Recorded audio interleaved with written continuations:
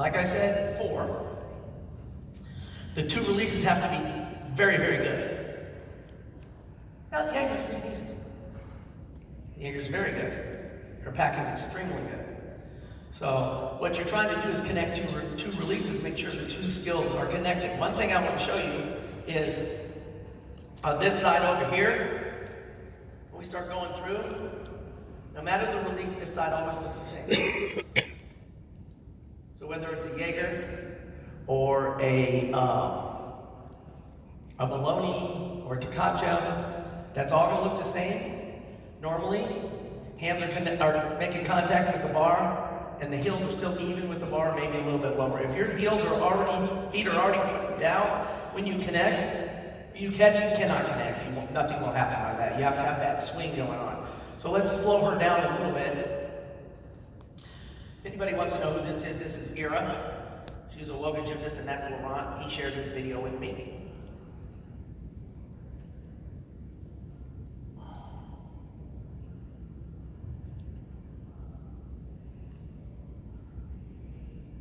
We were discussing Jaegers. Look at that drop. That's what we want. And that right there. So, if you don't have that going into your Jaeger, chances are your Jaeger's not going to turn over. That's a whole nother lecture, but I just figured I'd show that to you. Where am I? I will go back here. So when she makes contact with the bar, so usually if you're doing a major flight in front, you're going to have a little bit lower contact than on the backswing of a Maloney or a Chapage. But her feet are still up behind her, so she has a chance to put a little tap swing in there to connect. So just remember, if your athlete is catching and her feet are down here, don't connect it. I wouldn't connect that yet, because not much is going to happen for her. Now this is the hardest connection there is.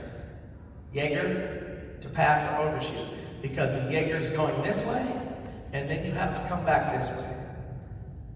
The easiest major releases connect are Tkachevs, Rays, because they go this way and they continue in the same direction. Jaeger's difficult. Circles one way and has to circle back the other.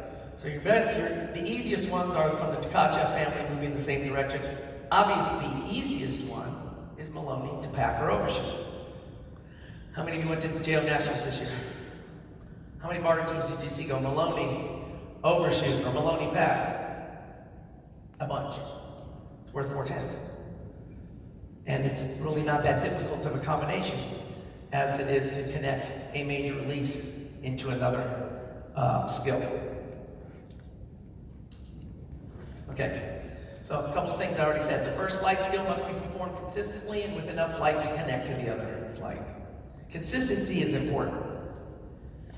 So if your athlete one day catches this nice Tkachev and swings out of it, but then 3 days later she catches it and hangs, I would not connect yet.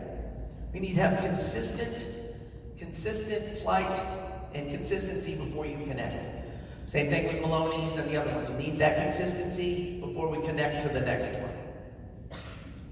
Number 2, spotting is vital for this connection. Athletes gotta feel comfortable. They have to be able to be put on the bar. They have to be able to be carried through the connection. And then we have some drills. And matting is important. So if you saw in the first video how Laurent had the mat over the bar, that's very important because you don't need them to connect right away. You just need them to touch it, come off, or whatever. So matting is important. Pad that low bar. You'll see some videos later. One from somebody from Great Britain who slides the mat in and out just so they connect the or protect them from the low bar.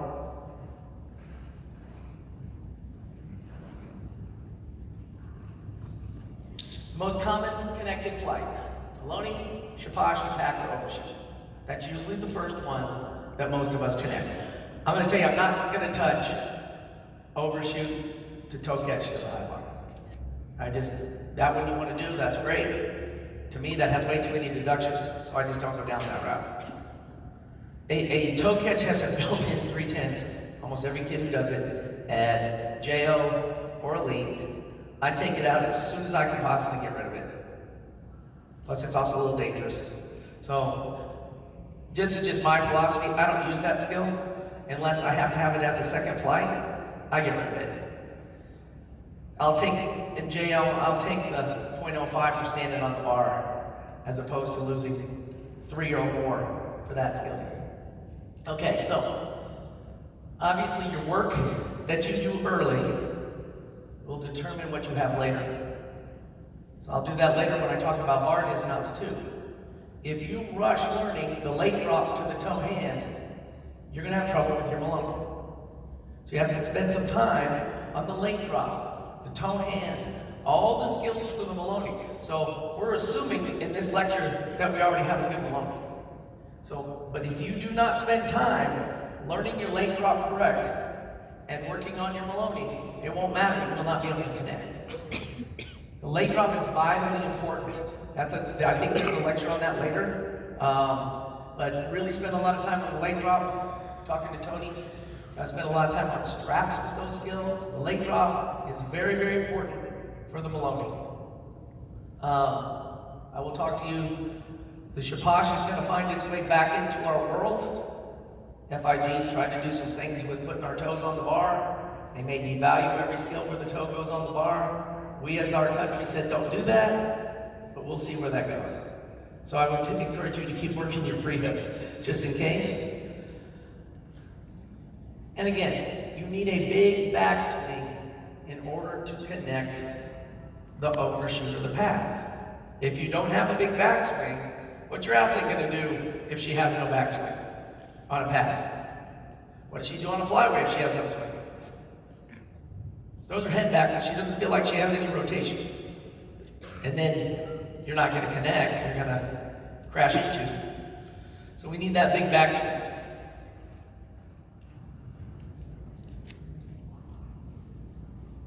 And I got a bunch of videos sent to me by the Great Britain Club because Mary Lee was nice enough to get on the phone and say, anybody got any videos? So they sent them to me. Don't think her form is all that great, but watch it.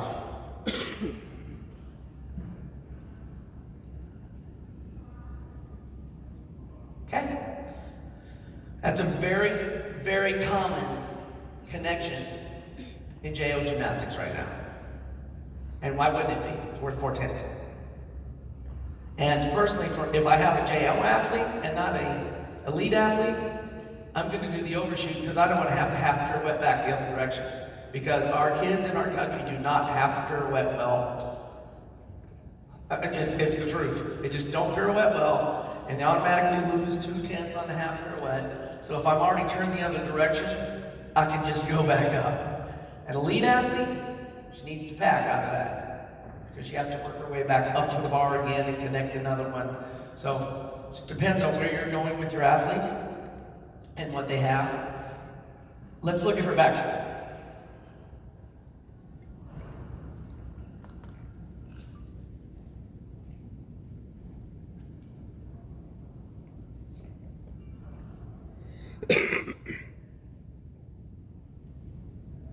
See how high your heels are?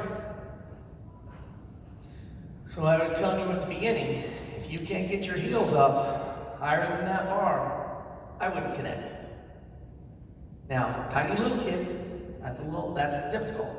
But if your feet are pointing down on your catch, on her backswing, her feet never can get back up behind her. What she's going to do when her feet are down is she's going to pull them back and flip over. That's all she can do. She has nothing to swing with. So her feet are leading the way. All she can do is go like this.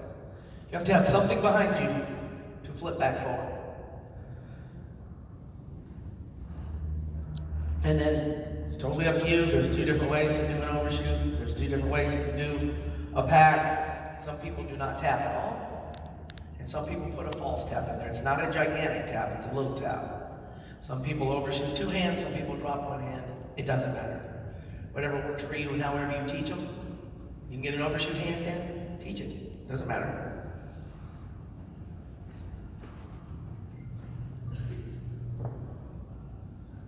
Okay, so I have a young lady in my gym who's just learned her Maloney. And so now we need to think about connecting her overshoot. So I have a spotter between the box. Obviously, notice it's not me because I don't spot anymore. I'm too broken. And we stack up. So you got to go underswing to overshoot.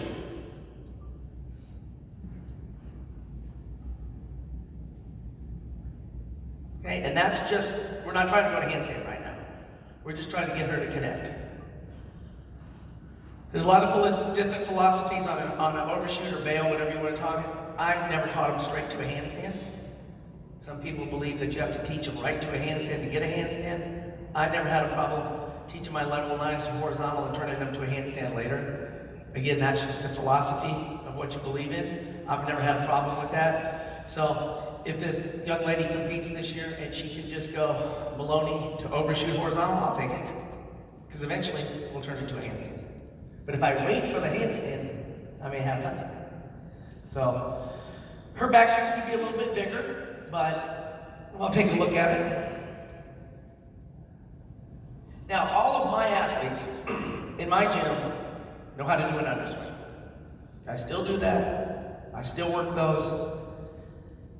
You guys, you taught me how many levels ago in the compulsories. So again, if you spend your time early, you've got something you can do later. Don't just let them dump that underswing off. Make it big so we can do something out of it later. Underswings are huge. Oh, she can work underswing to skills. All my athletes work on underswing to flyaway, underswing to double flyaway. I think that's a very important skill in underswing.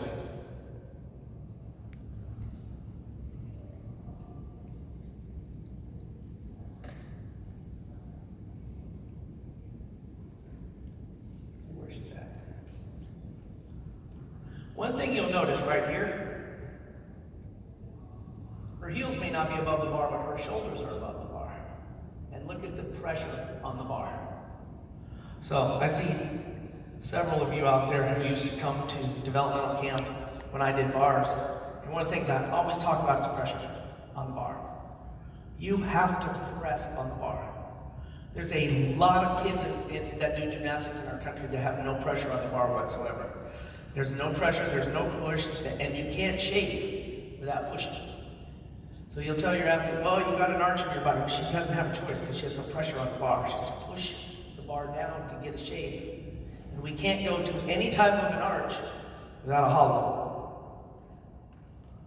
So we have to keep pressure on the bar. I would encourage you to start talking about pressure and pushing down on the bar.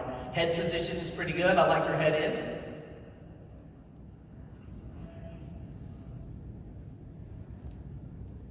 Okay, so let's go back to here a little bit.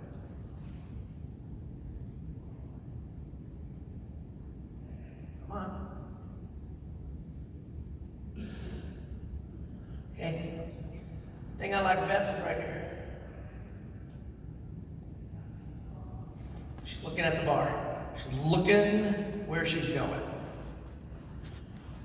So I also talk to my athletes a lot. Look at the bar you're going to, not the one in your hands. You already know where the bar is in your hands. Look at the bar you're going to. Don't look at the bar in your hands. Very important if you're going to do a bail or a pack or something like that, because a lot of them, their head is already turned on an overshoot or it's back. Again, that coming through the bottom of the bar goes all the way back to your compulsories. You doing those little tap swings? You're letting your athletes swing through the bottom with their head out. You're teaching them muscle memory to come through the bottom with their head out. Have them come through the bottom and hang. When they come through the bottom of their tap swing so they can spot their toes and come back. Not like this. All you're teaching that athlete is come through the bottom like this. How many of you have athletes do giants like this? Because they learned it in their level 4 and 5 bar or 3. I don't know what they do with the compulsory levels anymore. But I know they do the tap swing. Years and years ago, when I first came in the elite program, Muriel said to me, Muriel Grossfeld, there's not enough athletes who swing through the bottom and hang. Their head is back, and they pull. The minute you have this, something will change on the release. You want a dead long hang through the bottom, head in neutral, Shoulders all the way up past your ears. That's what you want to look for through the bottom of your swing. Now what I do, this is how I turn to handstands. I put a wedge up there. Now she has to swing up, aim her toes to the wedge. That's how I turn them to handstands.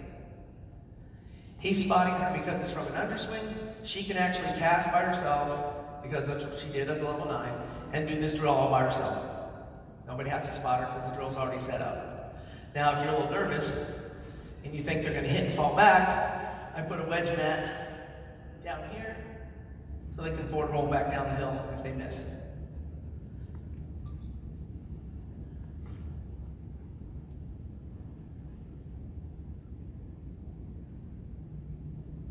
Interesting, did you think she swung as big on the backswing? No, because she's thinking she's going to a handstand. That's what our gymnasts do. Once you stress something, the skill, so if you're adding to it, the skill that's supposed to be automatic changes. That happens on vault all the time. I'm going to sneak vault in here. But that happens on vault all the time. Perfect, beautiful cartwheel round-off drills. Let's add the table to it. Round-off false bar. Same thing happens on bars too. They're thinking about the next skill, so they're changing a little bit. So what has to be automatic for her is the skill in front.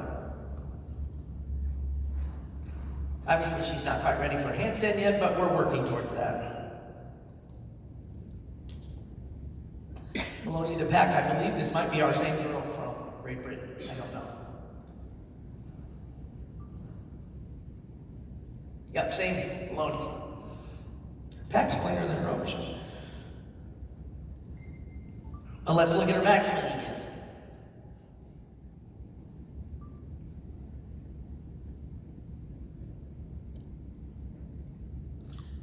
All right.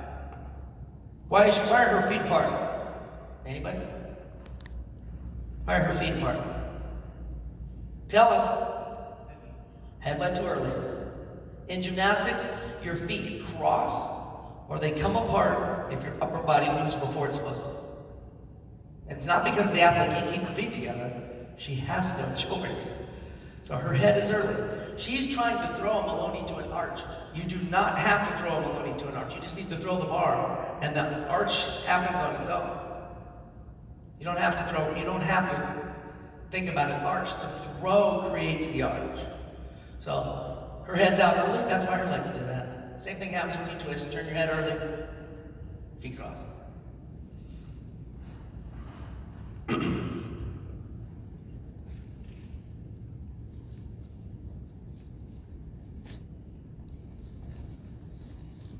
See her swing in the back, letting it go up. I believe there's a deduction for not having your heels even with the bar. So if you don't want the deduction, you want that anyways. I'm not sure who's a JO judge. What's the deduction? Do you have that on the backswing of a Maloney? Is that in the JO? It's 1. I think it's 1 because I asked them to make it 3 and they laughed at me because it's 3 in this code. Isn't it 3? I think it's 3 in this code. So the backswing is pretty important. Okay, here's a drill from way back. It's a little fuzzy. Craig Zappa sent this to me. Way back when we were all at the ranch, all of you, some of you guys here. And that's little Olivia, who I think at that point was really little. So this is just a drill. I believe we were learning packs, because you can see we have that mat station where we would go to the pack and fall back down. Well, Craig took it to the next step and let her jump off the bar and try to do it. So I thought this was kind of a good drill. She arches a little early, but I wanted to show you the drill. It's a little fuzzy, but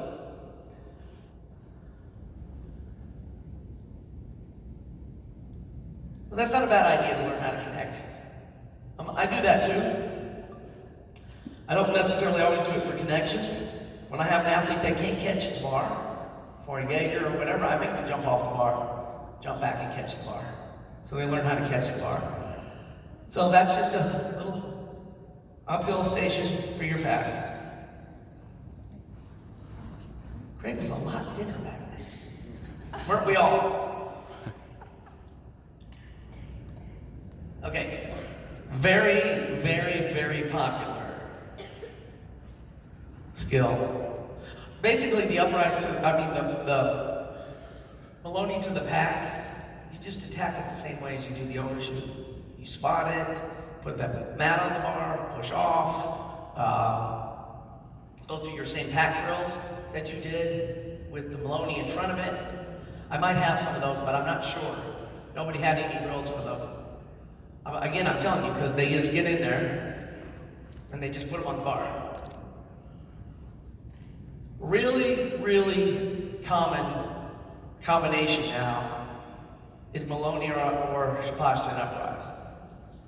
Because if we fly out of the uprise, or we turn on the uprise, in the elite world you get 2/10 bonus.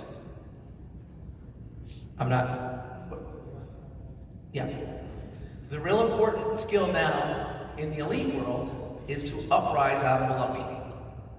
Because if we fly out of it, you get 2/10 bonus. If you turn, even a half turn out of it, which is a senior higher, you get another 2/10 bonus. There are not that many 2/10 bonus combinations on bars. Very, very, very few. It's also a great way to go for a JO athlete. Maloney, uprise, giant full, Tkachev. There's a lot of different things. So I would encourage you to spend a lot of time in the straps and uprises. Again, you needed that underswing. So you can work underswing, uprise. Put your athlete over there. Don't always put your athlete in the straps and have them switch giants. Personally, I think that's a waste of time. That's just my philosophy. I know that was Valeri's philosophy. Teaching your giant on the straps, teach your tap swings on the straps. And when you want them a little success every once in a while, let them go over the bar. But really work your exaggerated tap swing, not just go over there and swing 20 giants and your athlete doesn't do anything but stays a straight body all the way around. But uprise on the straps is huge. And uprise to leg drop toe hand will help you leg drop. Let's take a look at this.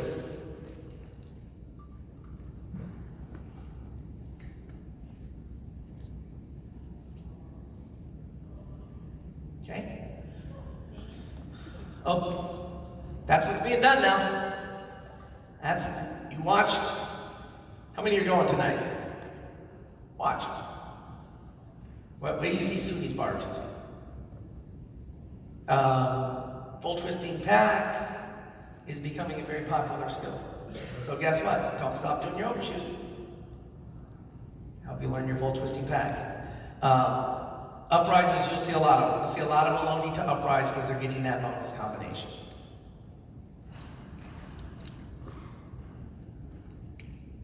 Let's look at her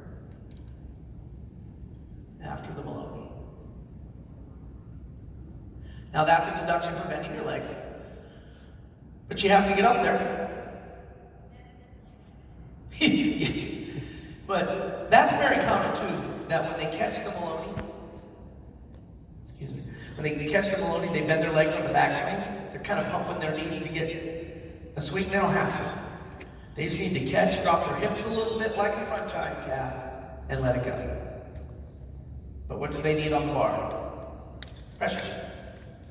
If they catch the bar and they have no pressure, and their body's arched, and the only way they can get their feet up is to bend their legs. Yes, sir? When you catch the Maloney, do you teach them an actual tap from the catch, or are you thinking more momentum? No, I teach one from the catch. When they catch the bar, Yeah. they get that backswing, are you telling them, okay, you need to change shape? When they first catch it, I just want them to catch it.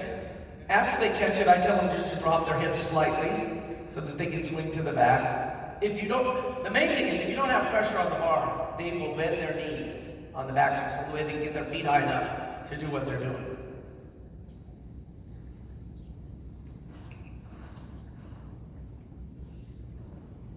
We're going to see variety. I mean, I was at JO Nationals, like I said, I saw a bunch of the same bars. Maloney, overshoot, E-dismount. Well, people are going to get bored with that, so this will show up. Maloney, uprise, Tkachev.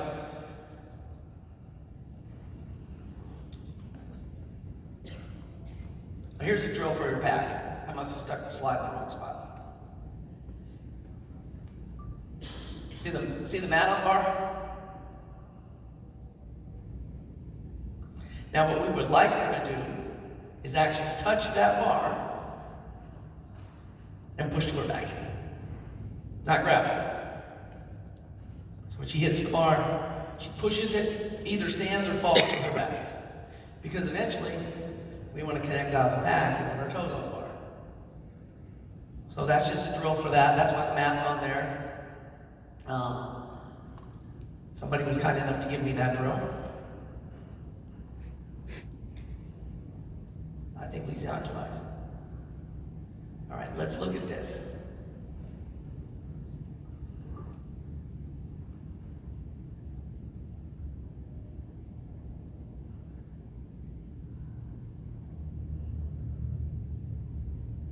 Be a little nice JO bar team, don't you think? She's not a JO athlete, but that would be nice. A lot of things you can do after the uprise. You can blindfold, you can Tkachev, a lot of different things you can do out of the uprise. I don't know if she still uses this combination. This is Lily Lippitt.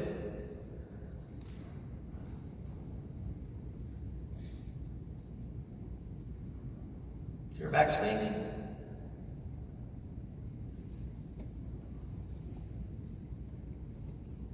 Let's look at her one more time. First of all, I want you to see how little she is. She stands in front of that bar, it's probably above her head. So we'll hear all the time. Athletes have really nice toe handstands. They come to developmental camp. We ask, why is she not doing Maloney? She's too little. She's not too little to fly. You just assume she's too little to fly. That bar's taller than Lily's head. I don't know if you guys see Lily now. I think a bar still might be taller than her head. So that is not, you can't say they're too small. If you have enough power in your toe handstand, you can learn the Maloney. They need to be able to get off with straight arms. But little kids can learn those skills. If they're not going to compete them, they can at least learn them to the outside and start flying to their back.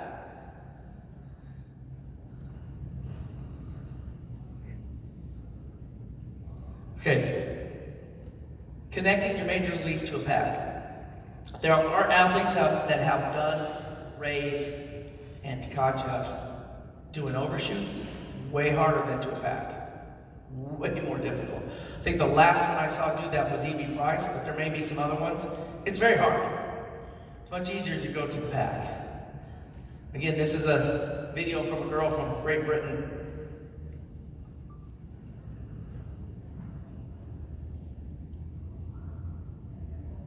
So what she's not doing is she's not doing the major release. She's doing what we saw earlier when Craig had little Olivia on the bar. She's jumping off the bar to catch and go right away. There's a step before that I do. I put a box behind the bar and have them jump to the box. And then I kind of spot them a little bit. Then I jump them off the bar and they go. They have to learn how to catch and release. Because it happens really, really fast. Not a lot of time that the hands are on the bar before they let go.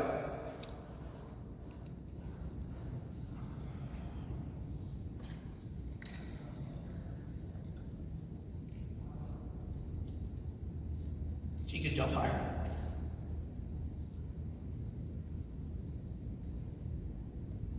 I would actually have her jump.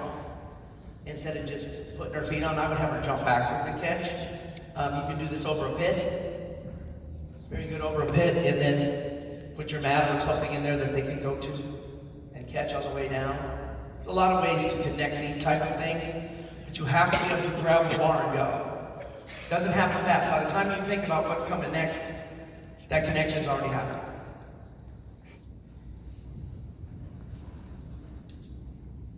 Here's a great drill, which I'm sure a lot of you have done.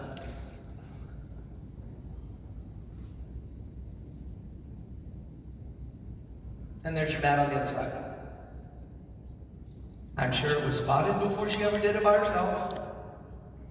It was in there for a safety spot or whatever, but that's a very safe setup. She's very padded. She's on her bottom on mats. She's got to get a lot of confidence on that before she ever puts that between the bars. Show it to you again.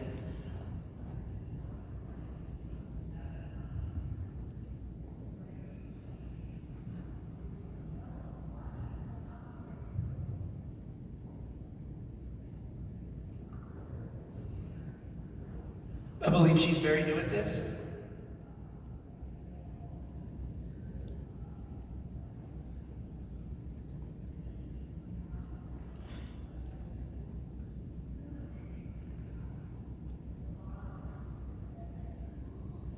Look at that on Tkachev. I know, wrong lecture, but I'll do it anyways.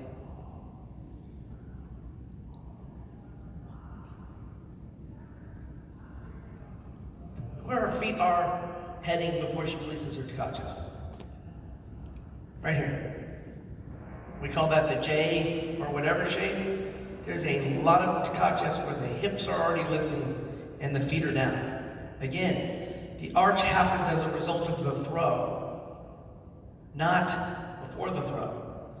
You throw the bar and the arch happens. So I thought that was a pretty good video. I would point that out.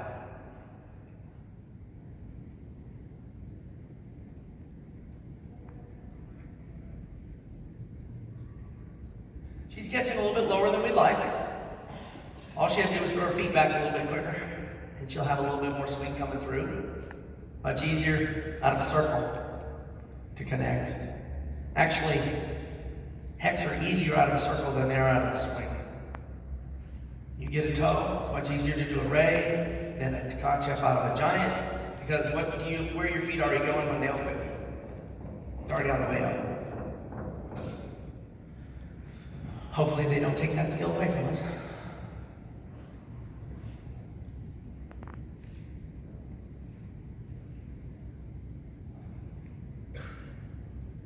Here's another video. I think she's doing the exact same thing. Oh no, this is different. She has her do a Tkachev and fly way out. Just so she's starting to get a release and a connection.